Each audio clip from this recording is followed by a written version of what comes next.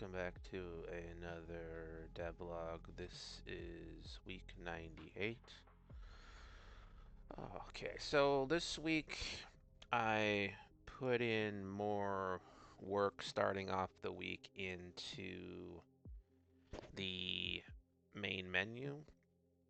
I left off with wrapping up these settings, and I was finishing off the functionality to rebind the keyboard. I was about 80% done last week, but I had to put the finishing touches on this. And there was one thing where it's just like user experience, where there's like these little edge cases where, if you set one or you go to the other, like it should handle like basic stuff like going to the other. You can't set multiple at a time. Just make sure that the user can't get themselves into a predicament where they have two keys bound to one thing. And did a lot of testing for this, and one of the cases was if you're on here and you press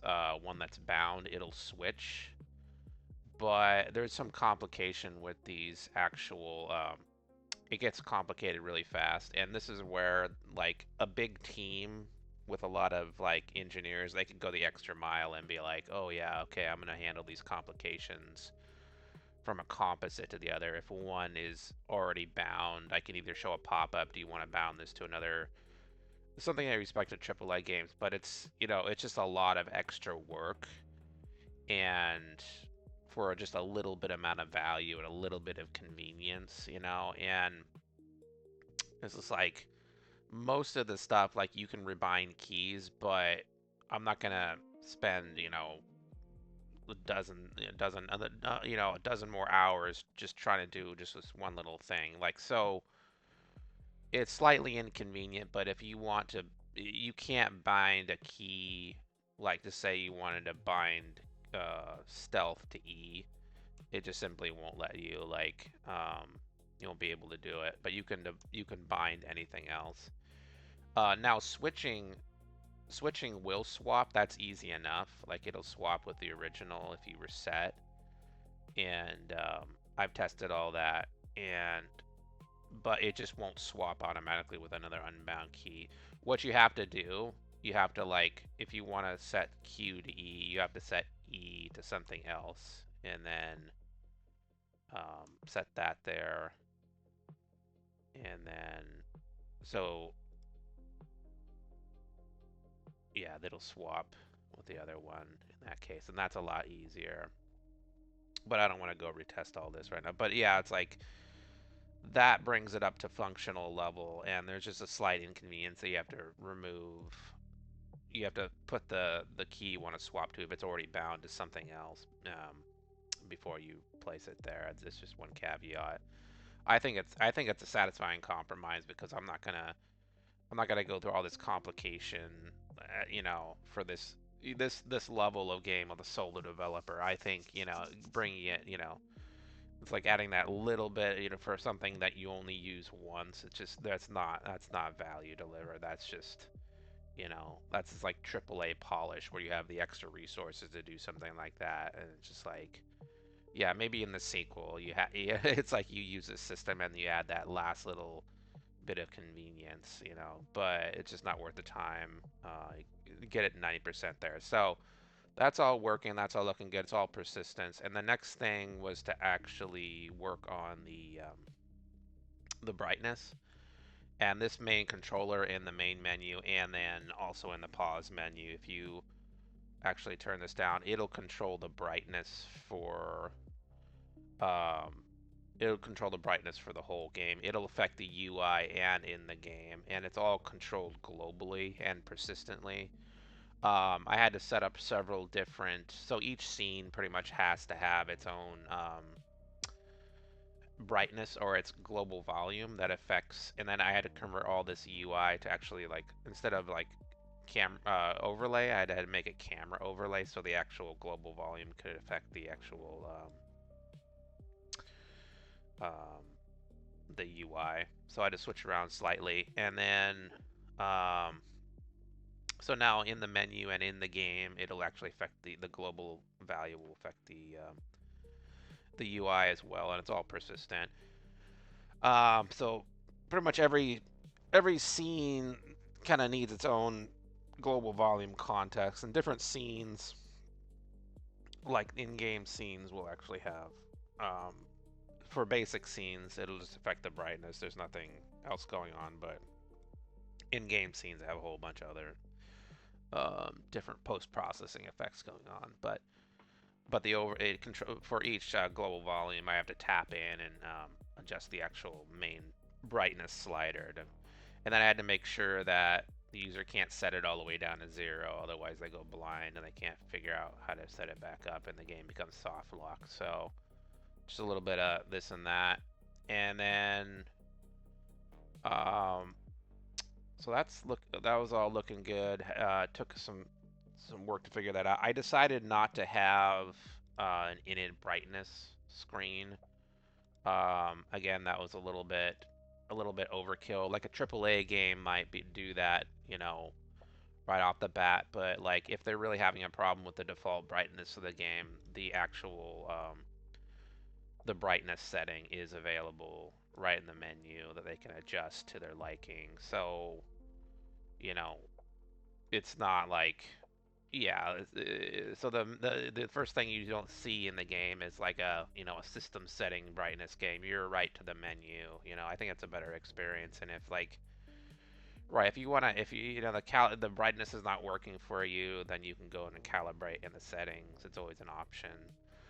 That kind of leaves for like some users to be like the game is just too bright by default. It's just like it doesn't look good. Well, it's like I just can't figure out you know why the game doesn't look very good.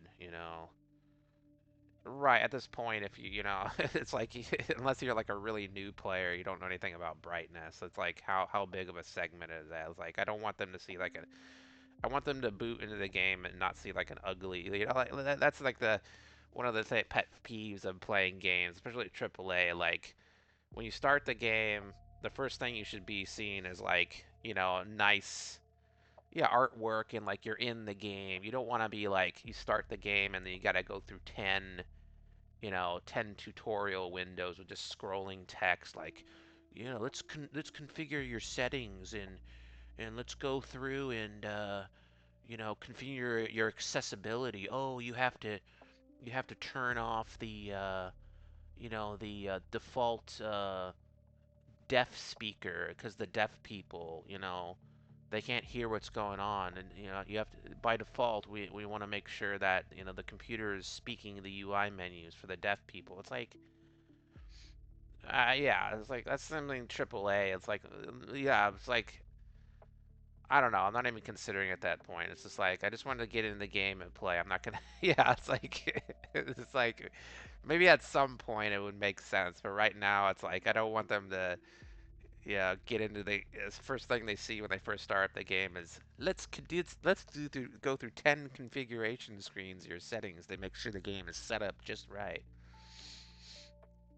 It's like if they get into the game and things look off, they can go right to settings and start fiddling around like right, change your resolution, change your border, whatever you want to do. It's right there at the first screen, but you're going to see after the splash screen, you're going to see the in-game scene. So, um yeah, so I got the brightness working for in-game and all that, and what was I doing next?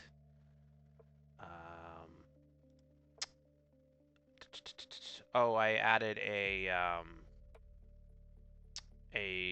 switch to control in general the actual camera shake. This will affect globally like my feedback, so there will be no more camera shake. Took some doing to do that. This is persistent so well. And this general screen only has two options, but as I go and things become apparent that I want to add user control for settings, I can add more things as I go along. But basically, I think I pretty much got everything squared away. Like every single item in this menu actually does something and affects something.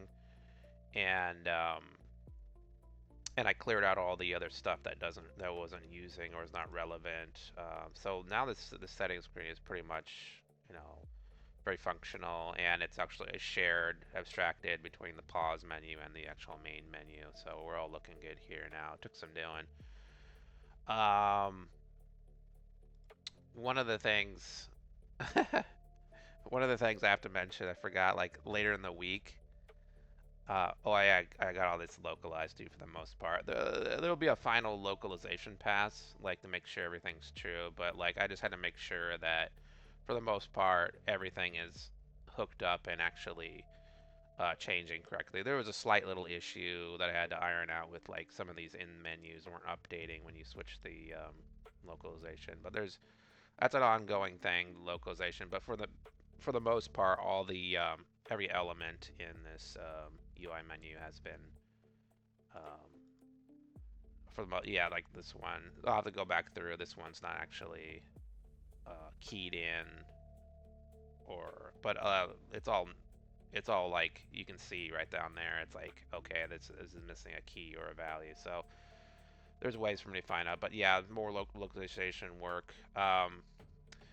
One of the things I had screwed up and not really, I implemented this, but I got the I got the texture quality input backwards, and the weirdest thing was happening because I think most of my textures that I was testing, I didn't notice until I was like I was testing the level switch functionality. But so basically, when you set it on ultra, it would be set on low. Like the indexing was backwards, and if you set it on low, it would be set to high. So like I had everything on high, and I was testing one of these scenes, and all my textures were like super low resolution. Like what the heck is going on? And it was one of those bugs. I was like trying to figure out like what is happening, like until I finally figured out like it's the actual global texture quality that's actually controlling this. I was going through like the render settings, and did I screw something up when I added these new quality things? Like it was a tricky one to find because I never worked with like, you know, MIPS and texture quality, but it's just one of those things that it's like, oh, okay, I see what's going on. And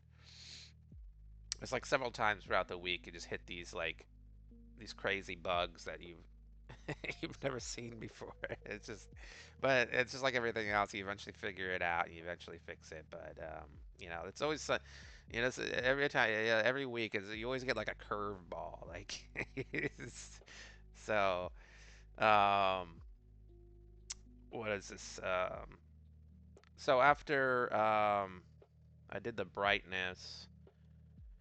Um, Okay, so after I got all the menu stuff looking pretty good, there's really not too much more to be done on the menu.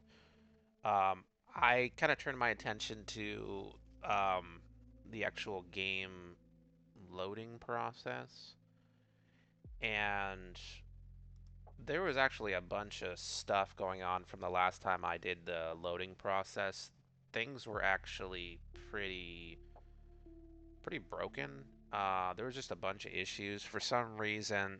There was like a lot of timing issues now. Like I had really reworked the actual process, and a lot of the um,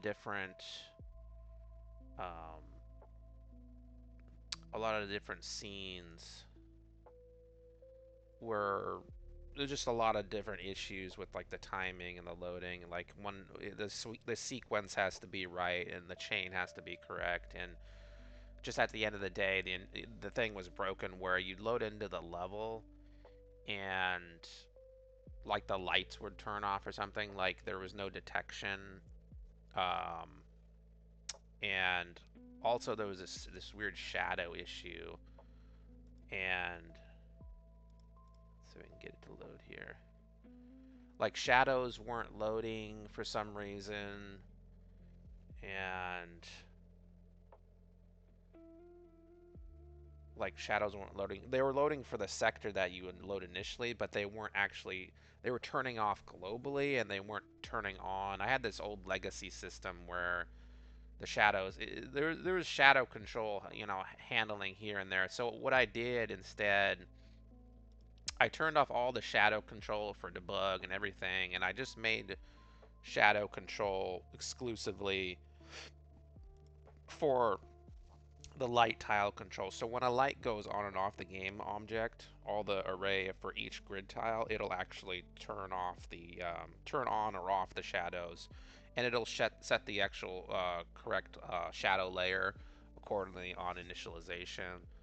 Um, so now it'll be exclusively controlled by this grid, whether a light is displayed. It's just to be safe. The light is turned off and the shadow is disabled instead of like, because I'm not really sure if the light's disabled, does the shadow calculation still go? Probably not, but just to be safe, like when the light goes off, when you're out of tiles, so does the shadow get disabled. So I kind of simplified it down, fix that up. Everything was working. Yeah, it was just this weird issue. Like when you would load initially, there was this timing issue. So I had to really go and test out and really bring back the loading process, because there was some few couple bugs introduced, and just make sure everything was in order with the loading process. And I had to go back and so I designed this new system here. Previously, I just had one piece of data I was saving, and it was like I was basically just saving this level data, and when I cross a checkpoint, I would update the level data scriptable object, and I would save that to persistence, and that works. But I was kind of conferring with AI, and it's just like that's not really how you want it. You don't want to be saving game state in the SO data. SO data is really like, it should be like a definition, like almost like a static definition per, like it acts like an instance of an object, but it's like static definitions in the form of assets, and you really don't want to be changing game state in those scriptable objects. What you want to do is you kind of want to what it recommended, you kind of want to have this data structure made up of pretty much primitive IDs, like strings and ints and all that, and that's what you want to save. So, uh, and that can be like a nested tree structure of anything you want to reflect for the actual game state, anything that's required. Like, still right now, the only thing I'm really dependent on is the actual current checkpoint ID. So that's the actual thing that's getting updated and saving in real time. And later on, what I can do is I can actually checkpoint this data structure. Say when you exit a level or when you go to a new level, you can actually snapshot that data structure, and let's just say you want to replay a level, it'll actually load that snapshot in. But this is the way you should do it. So, and it's all handled like the loading. So I moved all this functionality, from wherever it is in the game manager, and now exclusively it gets controlled by this game state save manager. The loading, the saving, everything goes through here. If you want access to the actual related scriptable objects, you have to go through the game state save manager, because what happens when it loads um, from these actual IDs, it will actually, when it's loaded, it will actually set the actual dependent scriptable object. So when you load the level ID, it'll load up the appropriate level data scriptable object, and then that could be accessed from anywhere. So this is how I handle it now, and this new structure allows it to grow. So instead of just this basic, saving the current checkpoint and the level data from wherever in the application, now it's all centralized into this global singleton that can be accessed. And this is the architecture I need to build from here on. So now I can build on new things like, you know, um, what's the state of the game?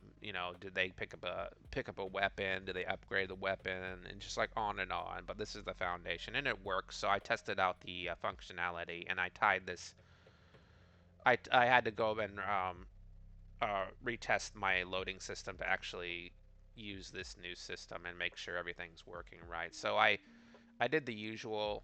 I did the make sure that um, when you hit a checkpoint, it'll it'll update and save, and then if you go and reload the checkpoint. It'll load from here. All the usual stuff that I've done before, but make sure and revalidate since last time because it was pretty broken.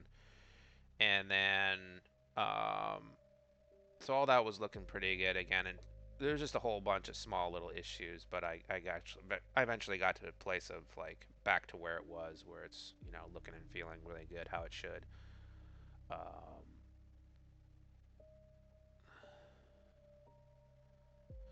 the next thing I actually tackled was the thing I've been meaning to do for a while. So I set the player to the very last level, and I set up a test trigger. And my goal was to make sure that the system can handle loading the player from one level to the other. Yeah, so next level reloading was working, and it actually didn't throw too many problems. I think the main problem when I was trying to do that I ran into, which I discussed already, was actually the weird textures going on. But the actual making it load from one level to the other with my new save system, it was actually working fine. There's a few, it just took a little bit of work to make sure that the process was right. I basically duplicated my basic loading init process for next level because it's very similar. There's only slight differences. Like you're not actually unloading the main character scene, and you're not working with the main menu scene anymore. You're just loading in the new scene manager or the first scene and then the actual level manager. So it's a little bit of different process, but mostly the same. In fact, what happened later, like at the end of the week, after everything was looking good, I actually went and abstracted all the common stuff because I don't want to have like two big duplicate loading processes. I want to consolidate that and abstract that code, the loading process for the different types, loading from the main menu and then loading the next level from level to level. So I went and took the time to refactor and solidify that work. So it's really looking good now. And then I made sure that once you go to a new level, that if you go to the main menu screen, uh, if you go to the main menu screen, making sure that the global data persistence state, if you go into here, it'll actually making sure these buttons look right. So, um, like if you're not on the first checkpoint, you'll get this where it's like continue and then replay. Make sure if you replay, it'll go to the first checkpoint. And if you're on a new level like chapter 2, this will be unlocked for play because you're on the first checkpoint. And then this this one will I think it'll say completed or something, and you can replay the chapter. So it just different states, and it all reads off this game state manager depending on your current level ID, current checkpoint.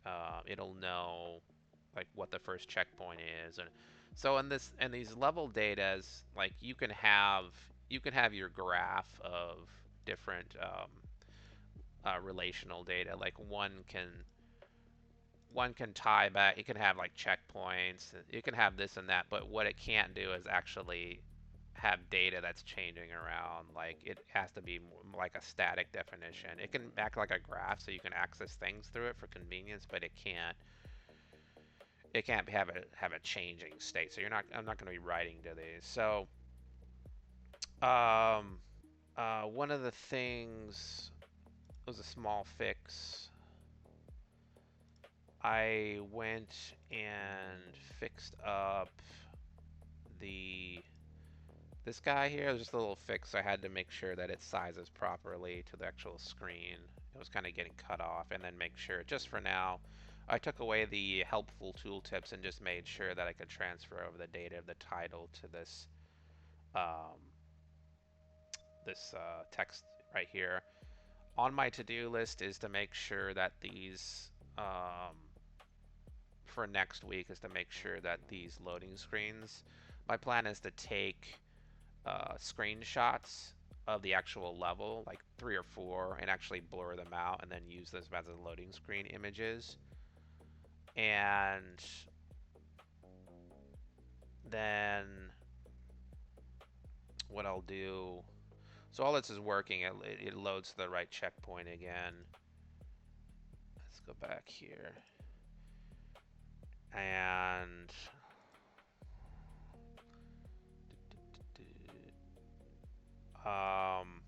what else was there? Oh yeah, for this one, I have to do a task for this very first. So I have artwork for the very first menu, but the very first level should have its own level 1 artwork.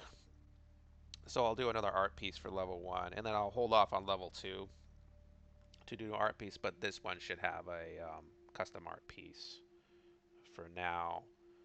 But I think that's for next week. So one of my next things, I was going back after all this was done and looking good, like the next level data was loading and everything's reloading, is testing the heck out of it, make sure everything's solid. I went back to my board and I kind of did a little project manager work, and I was trying to figure out what should I tackle next, as weighing things, looking at the next bit of chunk of work, because I had kind of hit another milestone at this point, and I decided, oh, I did want to have like cutscenes and stuff, like especially from the first loading the first game, like maybe a little cutscene before the first scene opens, you take control, just a little like narrative intro, or at least something that helps facilitate the narrative of the game in a way. And so I needed two things. I hadn't really worked at cutscenes before. I had to make kind of like a basic prototype cutscene, and like how do I do that? And then I also had to amend my level loading process. This was where the refactor came in. So instead of doing um, two different implementations of level loading, like one for from the menu, one for loading the next level, I had abstracted that. So now I can interject a optional cutscene loading process if it was applicable. So basically, if we go to like the checkpoint data, and this is where I think this is an appropriate place to live, I can have this optional field and read like, does this checkpoint have a cutscene? If so, in the code I say, okay, load up the cutscene scene and hold everything else. It's a bit tricky to get because there's this little caveat, like you can't really unload or load new scenes if you have like these pending scenes waiting to be activated. It's kind of tricky like that, but I eventually got it working to where I have um, these actual game scenes ready to go in the background, and then the cutscene playing. And I just made a basic cutscene. I just kind of like I did like a 2D camera with scrolling text. I just took like this Blade Runner or whatever text and just and just did some funny font to it, and then I made a basic controller that would actually control a transition from like a 2D camera to an actual 3D. So I took instead of loading up an entire scene, I actually took bits and pieces from one of my scenes and made sure to get all the lighting and everything dependent required. And then, so now the cutscene controller switches to a different camera with the volume and all that. And I had to work with these kind of things, these timelines, and basically for like the UI, it controls the animator like on a UI text to like move it, up and scroll the text over time. Same thing with like the scene timeline. It's just controlling the camera, and I'm just doing a basic animation to move the position and the rotation of the camera over time. Um, and this is like a basic cutscene. I can add music or whatever I want to do. And this is just basically. So there's two kinds of cutscenes. There's one where it's like what I'm doing now, which is like it's basically running in game, assets. Like you can run characters, positions, animations, whatever you want to do, text, UI, animations, like in the actual scene. So you're loading up an actual scene. The other way is to actually do kind of the same thing, but you're actually recording it into a video, and that's like pre-rendered. I chose this way, like this works, but the problem with doing it the other way, like instead of just loading a video, what happens, especially with UI, like I have to render out a another localized text version for every single localization, and that would just be a little bit too much for a solo developer. So doing this way allows me the options of localization dynamically. Um, so once the whole process wraps up, the actual controller will call to finish and call a flag to release from the game manager to say, okay, continue on with the actual loading process and activate these actual game scenes. So now I actually have this ability to do cutscenes before I load the actual scene. It's like an optional thing, and that took some testing to do. One of the other things I included later was the ability to skip a cutscene. So basic controls like exit on the keyboard, start on the controller, B on the controller. Um, it'll bring up and this is pretty much indicative of my entire week, where it's like fixing so many little issues that you don't even consider what's going on. So basically, at the end, I added the ability to detect and have this little interface. For some reason, I created a new canvas and this wasn't picking up. So the actual button clicks or interaction, I had to go back and troubleshoot. And basically, what you have to do, there's a couple steps for enabling interaction on the. You can't just copy and paste the UI over. You have to make sure the actual canvas settings are right. You have to have like a ray caster, and you have to make sure that nothing else is blocking the ray cast, or even so, you have to make sure that the parent um, the parent interface can receive raycast. So there's just a bunch of testing. Eventually, I got it working right for all the hotkeys, but now I just noticed that actually, once this UI ends, it's actually tied to this UI, which actually gets hidden or whatever. So you can't actually display it after the fact because it goes away. So that's the issue I have to fix. Yeah, if you hit the button here, it's not going to display anything because the actual camera has gone away. So, but regardless, you can actually skip this cutscene midway through, which is essential. You don't want to be watching this cutscene if you don't want to. Other than that, I think I was pretty much. I got the cutscene stuff all done. That was looking pretty good. And I had a little bit of time for the rest of the week, and the next thing on my list was pretty much. It was turning to the very first